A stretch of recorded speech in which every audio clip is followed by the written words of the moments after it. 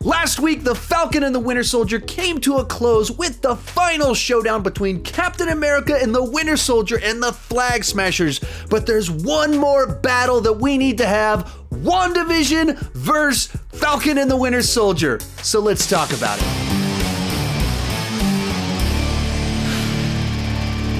Hi, my name is Sean, and I love to talk about movies and TV way too much. With that in mind, go ahead and join me down below in the comments section. Let me know, which do you think is better, WandaVision or The Falcon and the Winter Soldier? As we go into this is going to be showdown style. We've got 10 different rounds looking at different criteria. Each show can earn as many as 2 different points per round, and in one round they can actually lose points. With that said, let's get started with round number 1, best on-screen couple. This is a tricky one because you have 2 very different on-screen couples. With WandaVision, you have the sitcom romance between Wanda and Vision.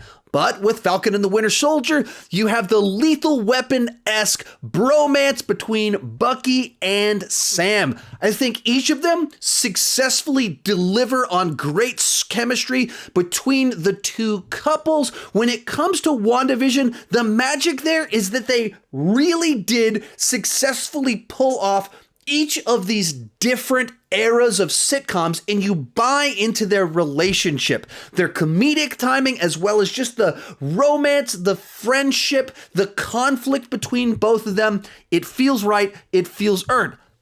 But over here with Falcon and the Winter Soldier, likewise, they do the buddy cop thing right.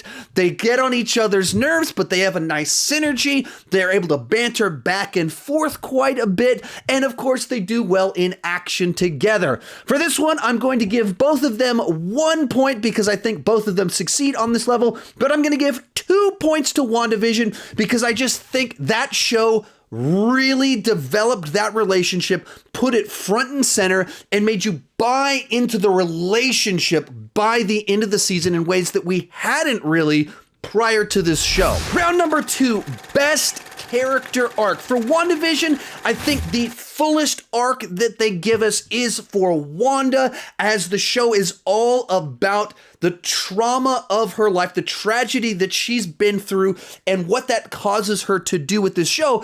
And it's an interesting one because they use the hero of the show as the villain of the show. And so in that, you get a very interesting look at her. I'm going to give it WandaVision 1 point for her arc, but I can't go with the 2 points because I don't think in the finale they adequately addressed the fact that she was the villain and that needed to have more consequences than they actually gave her. When it comes to Falcon and the Winter Soldier, I'm going to go with Sam on this one. They found a way to take that closing scene in Endgame and really build a character arc out of it. What would that event have meant for Sam? And they have this compelling exploration. Now, I turn into the MCU for escapism. That's primarily what I want.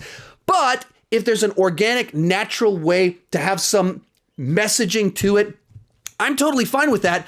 And I think the idea of a black man being given the mantle of Captain America is a very natural, reasonable place to explore some things kind of going on in society right now. Turn on the news, and that action would, of course, have some implications to it. And this show addressed that in a way that I think explored it from different directions, all through the Sam character. I thought it was quite effective from beginning to end. So Falcon and the Winter Soldier will get 2 points on this one, meaning after 2 rounds, the 2 shows are tied. Round 3, the villain situation. This is an interesting one because both shows tried to kind of show that heroes can go bad and bad guys can be good, and existed kind of in this gray territory. On both shows, the person responsible for the main conflict of the show is designed to be very sympathetic. They're misunderstood in a lot of ways. They do bad things, but they have a good motive behind all of it. And by the end of the show, they're able to win a more virtuous character over to their side. Actually, on the assembled episode for the making of Falcon and the Winter Soldier, the showrunner states in it that they wrote Carly to be a hero that goes bad.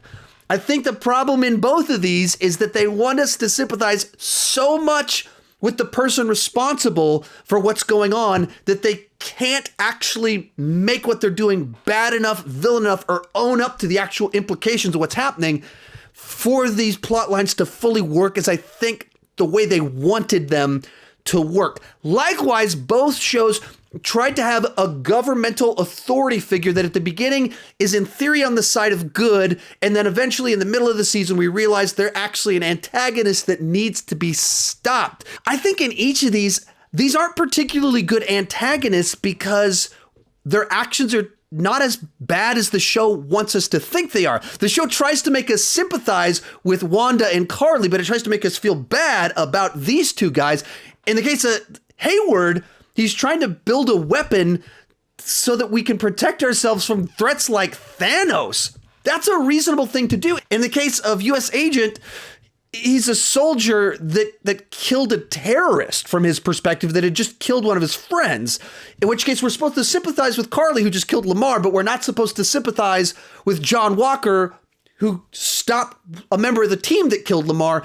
There's just weird perspective stuff with the show.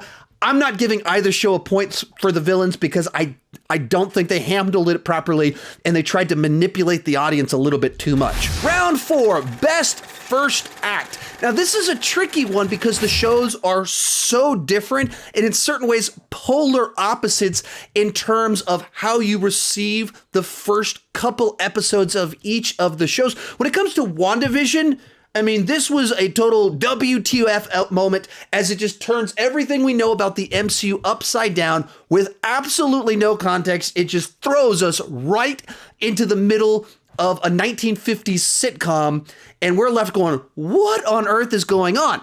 When it comes to The Falcon and the Winter Soldier, it throws us in the middle of an action sequence that feels very much like something out of the MCU.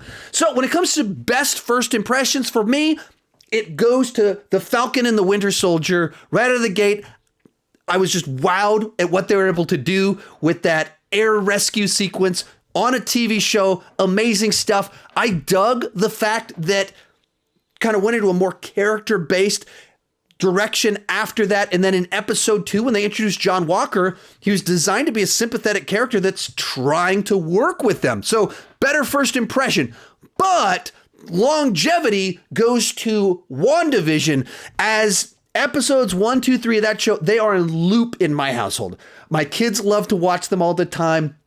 Rewatching them, you discover all the things you missed. You reinterpret things in the first 3 episodes based off of what happens in the later episodes. As you get more information, it gives you a deeper understanding of what every single line of dialogue means. And inherently, I think it builds this sense of intrigue that gets better the more you think about it. So I'm going to give each show 1 point, first impressions to Falcon and Winter Soldier, and 1 point to WandaVision for longevity, building intrigue, doing something different. Round 5, best second act. On this one, I do have a clear winner, and it is WandaVision. When it comes to The Falcon and the Winter Soldier, the second act is where this show lost me a little bit because it became clear there wasn't a big enough central threat and main conflict that was tangible in the exterior world that our characters, our heroes needed to overcome. Not talking about subtext, not talking about character arcs. There's a bunch of that stuff in here. But when it comes to a threat, a villain you want to see defeated, I don't think the second act established that. And so I started to lose interest in episode 3 and kind of in 4 in a different sort of way, even though that's the best episode of the show. When it comes to WandaVision, polar opposite. When you got to episode 4, this show went into high gear as you got the context for what was going on, and it turned into like this must-watch show. Each week I'm watching theory videos, speculating. I'm wanting to watch each episode multiple times to try and figure things out. I'm rewatching episodes 1, 2, and 3 to piece together based off the new information that we had. This section inspired a million YouTube theory videos, inspired tens of millions of Google searches for who is Mephisto and all this sorts of stuff as we started wondering what on earth was going on, what could be going on with Evan Peters, all that fun stuff. I mean, it was so the best I've seen a show just hook the audience, build that intrigue since Lost over 10 years ago. So I'm giving 2 points to WandaVision on this round and 0 points for Falcon and the Winter Soldier. Round 6, best third act. Now, I don't think either one of these shows just knocked it out of the park in the third act, but I am going to give this one to Falcon and the Winter Soldier. When it comes to WandaVision, what this show did best was building enormous amounts of intrigue and raising interesting questions throughout the first 7 episodes. But then when you start getting all the answers in the final 2 or 3 episodes, they didn't fully deliver. And then it's a pretty kind of traditional MCU boss fight in the final episode. And so the payoff wasn't nearly as satisfying as the journey to get there. When it comes to Falcon and the Winter Soldier, definitely a little bit messy and rushed because I don't think they set up the final conflict as good as best they could have. At the same time, I felt satisfied seeing Sam finally embrace who he was, that he was meant to be Captain America. He can be that symbol that America needs right now. There's some cool action sequences. And I think the best one in there is the closing out of the Isaiah Bradley plotline, where you have Sam as this symbol winning over a cynic and giving him hope. I thought that was a real nice note to end on. So I'll give 1 point to Falcon and the Winter Soldier on this one. Round number 7, biggest blunder, the negative round. For WandaVision, I'm going to go with the Evan Peters situation. They bring in Evan Peters, who played Pietro Quicksilver in the Fox X-Men universe, in a show that is clearly bending reality. We know a movie about the multiverse is coming, so naturally, they created a scenario where the audience would start speculating as to what all of this could possibly mean. What did it all lead up to? A boner joke. Really?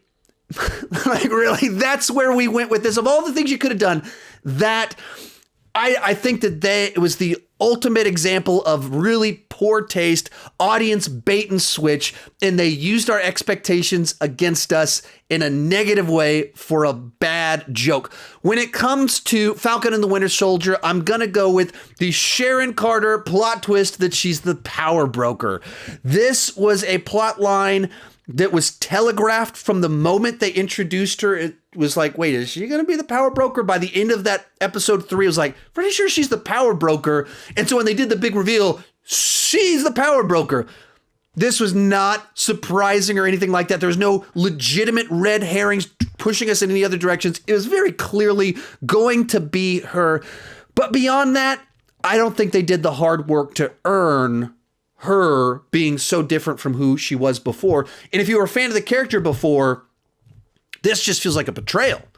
That this character that was working so hard, making sacrifices to help Captain America in his cause, is now selling weapons to terrorists and getting a job in the government so she can arm threats around the world. That feels like audience betrayal of anyone that was a fan of this character. I don't think that's a satisfying arc for anyone. So each of these ones lose 1 point because of their blunders. Round 8, the audience poll. Yesterday on my community tab, I posted a poll asking, which show do you, the audience, prefer, WandaVision or Falcon and the Winter Soldier? At the time I am filming this, there's 9.7 votes cast, with 54% of the vote saying that Falcon and the Winter Soldier is better. So not a landslide victory, but a clear one nonetheless. So 1 point to Falcon and the Winter Soldier, tying it as we go into the final 2 rounds. Round number 9, Rotten Tomatoes. Which one does it pick? WandaVision narrowly edges out Falcon and the Winter Soldier with a 92% versus an 89%. When it comes to the actual audience scores, audiences had even a stronger preference for WandaVision over Falcon and the Winter Soldier. Interesting, not so fun fact, the season finale of Falcon and the Winter Soldier, when it first came out, was the first time a Marvel Studios project was rotten. Since then, it's gone up. It's up to 65%, but it was the first time something went rotten. But based off of this round, WandaVision gets 1 more point, giving it a slight edge over Falcon and the Winter Soldier. Round number 10, my personal pick, I am going to go with WandaVision. I had a such a blast during that middle section, getting in all the intrigue, the journey, waking up early with my wife and kids all excited to check it out, with my little baby who can barely talk going, Wanda, Wanda, Wanda. Where's Wanda? Here. Oh, that's Wanda? Yeah. Good job. You like Wanda? Yeah. Wanda's your favorite? Yeah. She still wants to keep watching the show. When we finished watching through Falcon and the Winter Soldier, they went, hey, can we start over and watch WandaVision again? And we did. We watched through WandaVision again as soon as Falcon and the Winter Soldier ended. So as for me, as for my house, WandaVision was the clear winner. I liked the journey more than necessarily the payoff, but my family dramatically liked WandaVision more, though I did have a good time with Falcon and the Winter Soldier, just a number of frustrations as well. When you put it all together, WandaVision is the victor with 2 more points. If you enjoyed this video, check out that playlist right over there with the rest of my WandaVision and Falcon and the Winter Soldier coverage. Thank you so much for watching, and keep talking movies and Marvel too much.